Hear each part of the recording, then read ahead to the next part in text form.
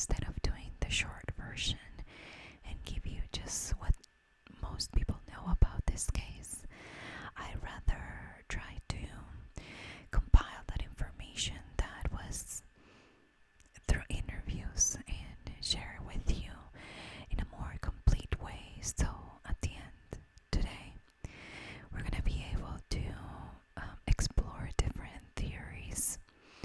As always, this is information that anybody can find on the internet. This is public information, and a lot of my opinions at the end, and opinions are not fact or facts, so please, feel free to disagree. If you have missed any of the videos of this week on the series, I'll have a playlist that you can click on. It will show up on the top of the screen in the information box down below, and also in the pinned comment, so you can go through each one of the episodes and kind of get a better idea if this is the first episode that you're watching. Last night I covered Aaron's taking his own life, how it happened according to records, of course, and a lot of upsetting information regarding that, including the fact that it got out to the media that Aaron was bisexual, according to what some information that was going to be used in court but never used by the prosecution in his second trial. So now we have outside the prison people talking about how he's bisexual, or how he had relationship with other men, including one of his best friends in high school. And then the next day, the guy that was raised to be a manly man, takes his own life. After Aaron taking his own life, there was a lot going on outside. People claiming that he wouldn't do it, that somebody else did it, and frame it as a suicide. Other people talking about how messed up he was in the head, and probably because of playing football. There was a lot being said about the situation in the meantime. So you have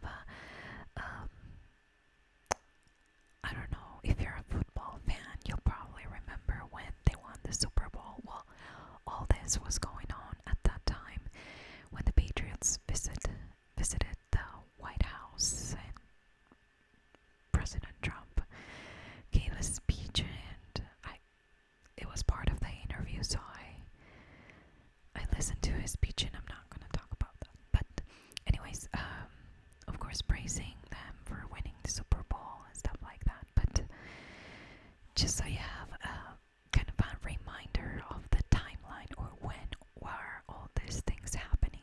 Aaron's lawyer, in the meantime, he was talking about how everything that happened to Aaron had to do with football, and how he was suffering from migraines, memory lapses, depression, and paranoia. Now, this is not only because of the Patriots. The lawyers know that Aaron started playing when he was only 8 years old. He started playing, I can't remember the term. Is it tackle football? I am not sure. Forgive me if I'm mistaken. But he started since he was really young, and he had that very first blackout in his senior year of high school. So it wasn't all because of the Patriots, but it was a lot that the lawyers were claiming that had to do with the actual sport. At this time, the family decided to donate Aaron's brain so it could be studied in this university that has been doing their research on over 300 brains of football players and trying to find a connection. And that's how they found CTE, that illness that football players get, and most of the time that leads them to suicide. Not in every case, but in most well-known cases. cases, they end up killing themselves, and it's just something that they want to research more and see how they can help it. So the family donated the brain. Now this was almost like a secret operation. There was three guys that actually knew about whose brain this was. I think the ones that transported it through an underground tunnel for whatever reason. They, I think they didn't even know the brain that they were carrying. This was again very secret operation and something that they did not want to. They didn't want the media to know about. Now to do this test, well, not everyone wants to donate the brain because they have to cut it into slices, stain it with some kind of a dye, and then put it under a microscope. This was a very, very quiet operation for 7 months when all of a sudden in Boston University, Dr. Monkey, she's a lady, she made an announcement in one of their conferences, and she used Aaron's brain and compared it to another 27-year-old, not a football player, brain. This was very unexpected. They didn't just, publicize it as we're gonna talk about Aaron Hernandez brain. This was a conference and the media was there, so they did get a glimpse of what their findings were. Now, Dr. McGee said that this was one of the biggest contributions to this study, that they could learn so much about it that it really helped them in this investigation the most. You could see some perforations and damage with a case of CTE, which is the chronic traumatic encephalopathy. So I'm not going to refer to it as the long name, but just CTE. So it was evident as soon as she put it side by side which one was the guy with, that didn't play football, and which one was the guy that did play football and had many concussions. Now, you're probably wondering, because I was wondering, why didn't the lawyers use this information that Aaron had CTE in order to try to make his sentence smaller or try to get some help from him? Well, the problem is that the only way that they can diagnose this thing, I don't even know, illness, CTE that I was talking about,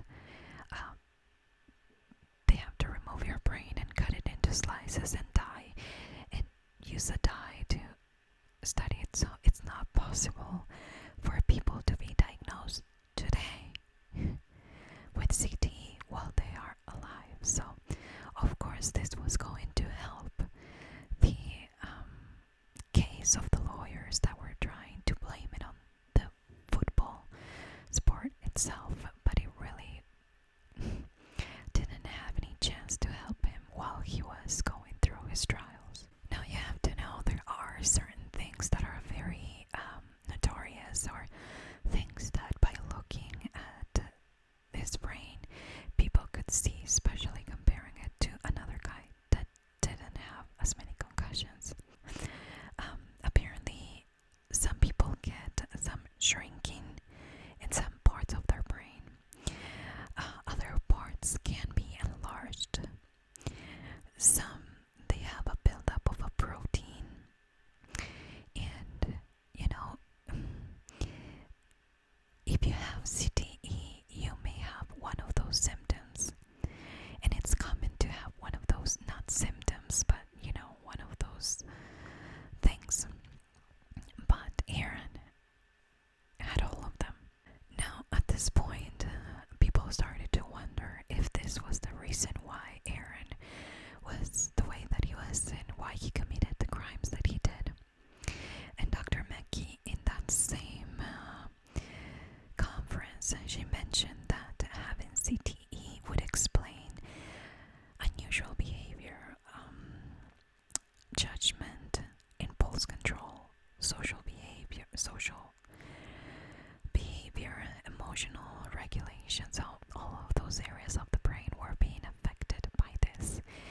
This was something that she stated in that conference.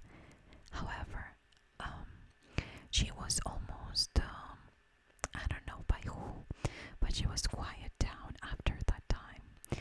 After she gave that, she refused to give any more interviews, including the one from the Gladiator. She just couldn't talk about it.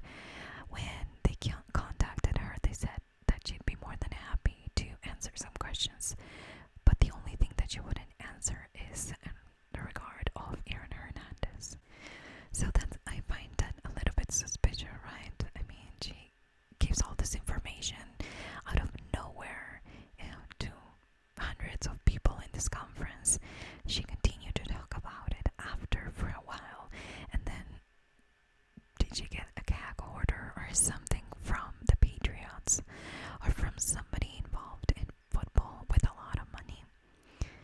We don't know that, but it's a speculation. However, Dr. Candy, he gave an interview to Gladiator, and he said, I think he started the interview saying that Aaron Hernandez died with a very sick brain. This doctor is an expert in head trauma, and he described Aaron's brain as ravaged, devastated, severe, and he, of course, admitted that all the damage that he had in his brain did affect his behavior. Everything fitted. The paranoia, the bad reactions, the bad judgment. I mean, everything fitted to a T to who Aaron was. However, there is something very interesting in this theory. If he was hot-headed, if he couldn't control his impulses, if he couldn't, contain his violence, that would point to the direction of, okay, I'm having a bar fight, I'll grab a gun and, fix my problem. However, Aaron, every time that he got in trouble, he kind of premeditated everything. So it wasn't like a spur of the moment thing, when he got that drink spilled over him, and then they claimed that he went and he either shot these guys or was inside the SUV that did it. That kind of shows that he waited for some time and then decided to do that. He didn't react immediately, and that is one of the signs that you have CTE. They can't control the impulses and they have to act on them right away. However, as this doctor explained, it didn't make sense, because he would get mad, then plan something and act on it, even if it was the same night. He could have had the time to cool himself down, and you know what I mean? He had time to think about this, and he chose to continue and attack these people, or allegedly doing it.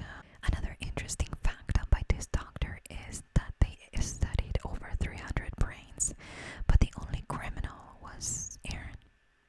So the other 300 brains that had CTE, they had the same thing as Aaron, but none of them committed a crime. So, if Dr. McGee was the one that brought the idea that it would explain why he reacted that way, Dr. Candy kind of moved that idea to the side.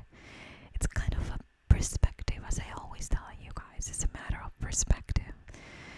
If we only study Aaron's brain, then we'll know what's inside Aaron's brain. But when we compare his study to other people, that will give us perspective. So, yes, what he had, it was terrible. It damaged his brain very much. But it really wouldn't explain the criminal activity, because other people had it, and not one was a criminal. Now, this raised a lot of question about football.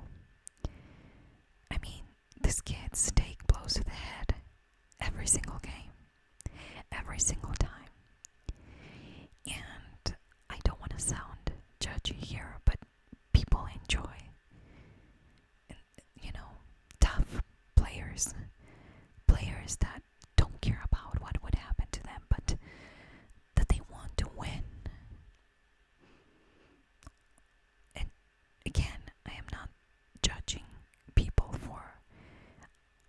just describing what is part of the game. It's just part of the game. But is it worth it? Is it really worth it? Is putting our kids to the chance of getting CTE or having suicidal thoughts or having some kind of a brain injury, is it worth it? I read somewhere that, or I think, I'm not sure if I read it from a doctor or if it was in that same interview that said that each one of those blows to the head is similar to being involved in a car accident or car accidents. They're very, very serious. Now, the football leaders, I'm gonna call them like that because I don't even know the term for it, but they didn't believe in this, and which is kind of funny because it's kind of scientific thing. It's not like a guy came and said, well, I think you have a brain injury because you were playing football. You know what I mean? But they've been denying all this. And just so you know, this study has been going on since 1940. So this is not a 2017 or 2010 study. It's been going on for years and years. And they know. But the football business, I'm going to call it business, it's a millionaire thing. It's a multi-million business, and accepting that people that go into it might have some kind of a consequence for playing how they are expected to play, and I'll go into that in just a minute. That meant that maybe parents would not be as supportive of their kids for following that dream because they'd be scared that they can get a brain injury. Listen, this is not like I broke my leg kind of injury, okay? You broke your leg, you'll be a few months out of it, but you'll be fine. A brain injury isn't, you can't repair it. You can't go back in time and fix it. It's done. There's nothing you can do about it. There's no medicine, there's nothing. So, of course, the football business is going to be against that idea that science proved that they are getting sick because of this. Now, according to some professional football players that I listened to some other interviews, they said that they are expected to play through the pain. If you get some kind of a blow to the head, get up and keep playing. Show that you're not a wuss. That is how it's described. You're supposed to play through pain, through pretty much everything that wouldn't require, any kind of injury, especially a head injury. It's almost kind of instilled in the players that if they can, they need to continue to play because otherwise they're out of the game. And maybe not only for the game, but also from the season or for a few games. You just never know how they are going to react, the coaches, from you getting out of the field because of an injury. Now, Jose Baez, the lawyer of Aaron's lawyer, now is representing his fiance and daughter, and they are suing the NFL for better practices and, of course, to get some money out of that in this matter because of what happened to Aaron.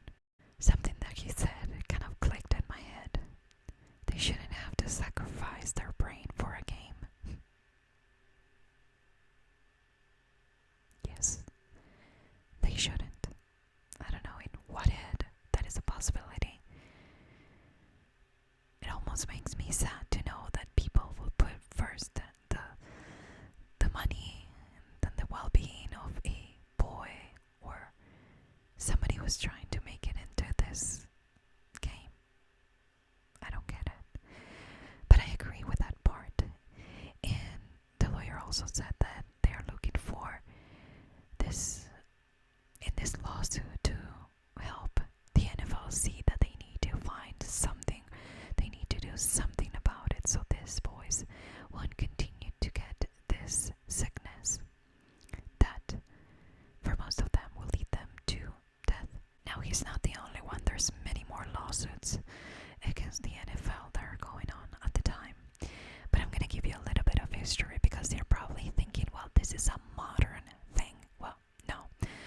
While I was listening to this interview, they did a research that goes back to the late 1800s in the Ivy League.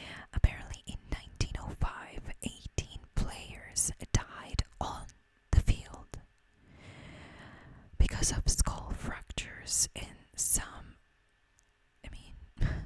Ivy League's teams. They had to drop the sport. They just couldn't take it. Kids were dying in a game, so it just didn't make sense and they stopped playing football. However, President Teddy Roosevelt, he said that society was making men soft at the time, and that he believed that they needed football so they could toughen up. So he started this new revolution that made the sport back into the Ivy League and kind of put it back in the radar after being out of it for all the deaths that they experienced. Now I totally get it. Sometimes we love a sport so much that we think it's worth the risk. And I'm not saying that you shouldn't or that you shouldn't let your kids play football or anything like that. After doing research in the sport itself and Aaron, and I realized that there are many of these players that are amazing at the game, that they are very rich, that came out of nothing. They were in poverty most of their, and football was the one thing that got them out. So I totally get it. And again, I'm just giving you all the information that I found regarding the theories of what happened to Aaron. And I hope you don't take it the wrong way. I think that if it's your dream, you should follow your dreams. I want to add something here, just so you get a better idea that I'm not saying that for just saying it to make you feel better. But I have a daughter that has a neurological problem where it's not the best for her to play sports because of some kind of a head injury. When I went to the neurologist, they told me, what's her hobby? And I said, well, she loves to play sports. She's amazing in soccer. She's great in basketball. And, I started listing the things that she not only liked, but she's really good at. I mean, she developed that skill so well because she struggles in other things like school. It's not easy for her because of her problem. So the doctor looked at me and said, it is not safe for her to play soccer because of the chances of getting a very bad hit to the head. But it's worth the risk. And I'm talking about a pediatric neurologist. He said that the benefits that you get for playing a sport is not only a community, teams,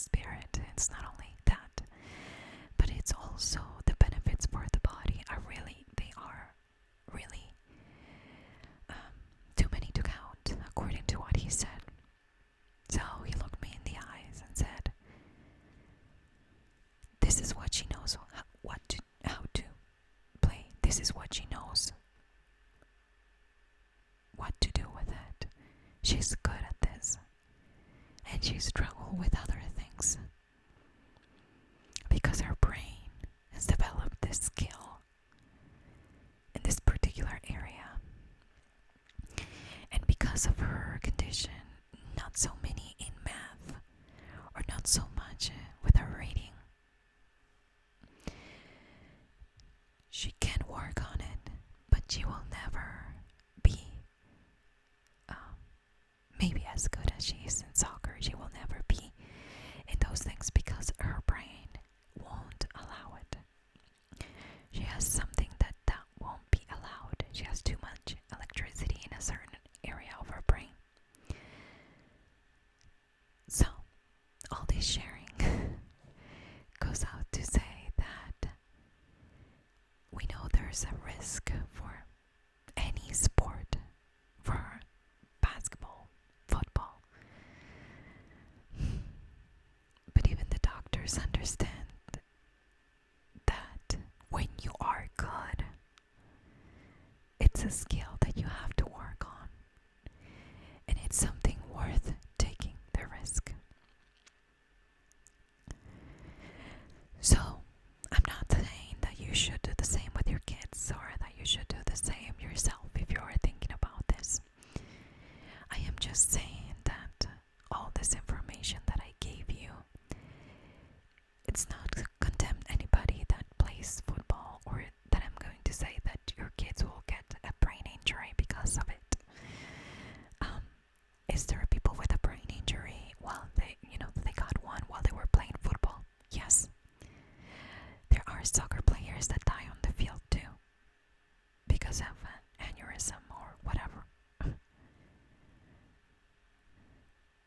So at the end, with all this reflection, I just want you to know that it's up to you and your doctor and your circumstances and you to decide if this is the sport for you or for somebody in your family. Is it so good that it's worth the risk? Is this the one thing that they know and enjoy and it's their passion and they can't stop talking about it? Would you have to find another hobby for them or keep them in the team? Are you willing to accept that they have not found any kind of alternatives, maybe better helmets, maybe a few changing the rules? That would be something possible, right? Can we change the rules? Can we do something so these things don't have to happen? I think so. And I hope that they do. Especially after all these lawsuits that they're getting. Which I'm sure they have the money to pay for those too. So in Aaron's case, what was it? Was it his childhood? His parents being involved in some kind of a criminal activity? They hanging out at his cousin house, Tanya. Oh, had a lot of people coming in and out with drugs and alcohol. Was it drugs and alcohol what made him what he was?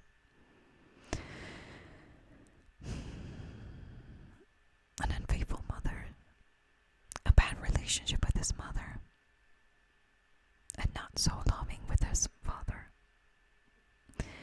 Was it the homophobic father that actually made him who he was? Let me tell you another story. Well, before I tell you a story, so, what was it?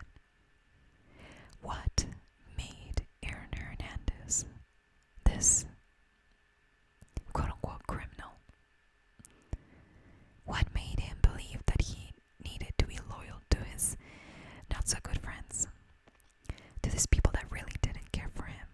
What was it? I think it's a mix of things, okay? I think that as parents we have to understand that what we do while our kids are young are really going to affect the future of their lives. We can't live in an abusive relationship and expect our kids to be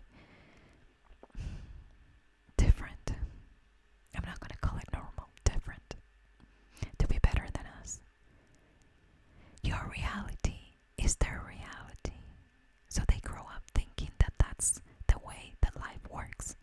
So if you are in an abusive relationship, then more than likely will be the abuser or the one that is going to be abused in the future. If you're a criminal, you're doing illegal things in your house, don't expect your son to go to Harvard and become a lawyer. If you don't tell your kids how much you love them, don't expect them to know. If you don't show your love with actions, don't expect them to do that with you. I remember listening to his mom saying, I don't know what happened with us, and blah blah blah, kind of trying to fix it. And Aaron was like, who's this woman? I mean, I don't know her. And kind of telling her everything that she did wrong. But there's also the other side of the coin. And I'm going to tell you a little story about this. Once upon a time, I lived in this small village where I'm from. And everyone knew the people that live in the corner of my aunt's house, which was around the corner from my house.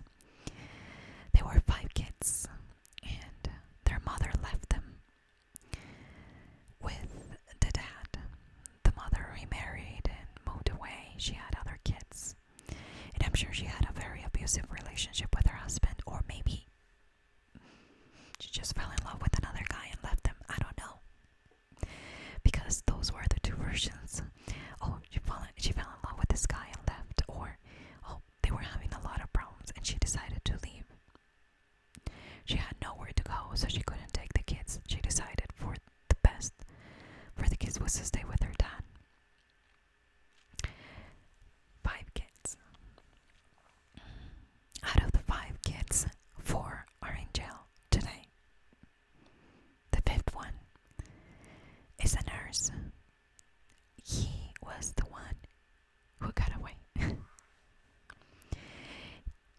His brothers and sister would make fun of him for going to school and studying and doing things, you know, and being a good kid, quote unquote good kid. But he knew he wanted to be different, and he became a nurse. Now he's married, and his husband, they have a good home. They're happy people.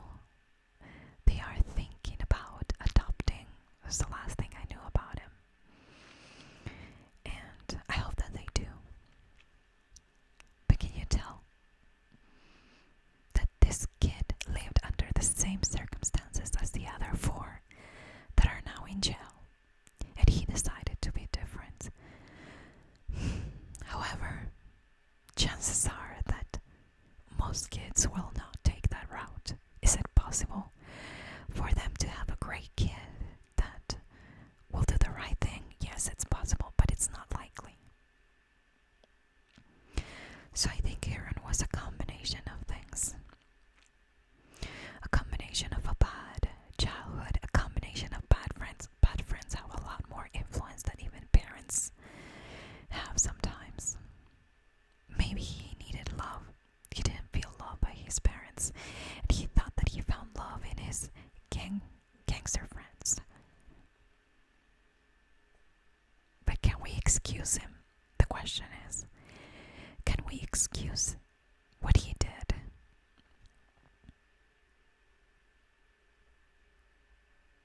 His illegal activity for CTE or for his childhood. Can we excuse him? I don't think so. And this is my personal opinion, okay? As a mother, I think that when your kids make mistake, you will continue to love them. If you're a good mother, you will continue to love them. That doesn't mean that you're going to be, oh honey, go and steal and kill and do whatever the heck you want. Come back home, I'll have a warm bed for you. No, that's not it. I am saying that there is a part in your heart as a mother that will always be linked to your kids. And whatever they do, if they're happy, you will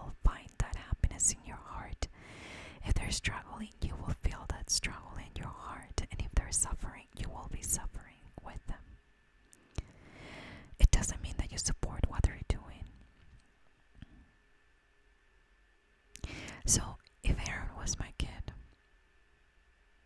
I could not have stopped loving him because of that. But I wouldn't have covered anything either. Because he made the decision. He made the decision to get in the SUV where they were going to hit these two other boys for spilling a drink. He made the decision to get rid of Alexander Bradley, allegedly. He made the decision to get rid of his fiance's sister, boyfriend, for whatever reason. We have no idea. But he was convicted for that one. People need to understand that we have a will. And our will has to do a lot with who we are deep inside, who we are connected to, who's the people that we talk to every single day, who's the people that give us a good or bad example, who are the people that I'm choosing to hang out with. As I always say, I don't have many friends. I can count them, and I have many fingers left in one hand. Because it's hard finding a friend, a loyal friend, a friend that will add and not take from you, a friend that will lift you up, that would want the best for you. No, there's a lot of different kind of friends, but the good ones, very short demand. But he was young, and he was exposed to all that. So, even though, in my opinion, this is not an excuse for what he did, it is the reason, right? We can all agree that everything that he went through, the lack of love, the lack of understanding, the lack of goodness, respect for people with different sexual preferences, I think it was just a mix of things that they could be the reason why he was that way. But it's not an excuse. I can be really angry at somebody, but that doesn't mean I'm gonna follow them at my SUV and do that, what allegedly he did. No. That would never cross my mind. But why? Because I wasn't exposed to that. That wasn't normal for me. But this kind of thing was normal for Aaron and the kind of people that he hang out with. So, yes, those were the reasons. Sadly, it's not enough to make it an excuse, in my humble opinion. So a bright boy, or a boy with a bright future, sweet and charismatic and handsome and loyal, and just happened to be in a place where all the circumstances around him influenced him to the point that there was no comeback. So no money could make him stay away from trouble. No NFL team, no lawyer, no nothing. The reasons for being that way were just there. So let me know what you think. Do you think it's an excuse? Because we can all agree to disagree. Maybe you have a different perspective. Do you think that the fact that it was discovered that he was bisexual had everything to do with what he did to take his own life? Do you think that it was something that he talked to the guys, the guards, that he was going to do it, and that's why he had extra time and they didn't check on him that night? Or is it because they don't really check every single night? Please let me know what you think. And next week we'll come back to Monday, Wednesday, and Friday uploads as always. I just thought that this was needed to be said, needed to be shared, and maybe help us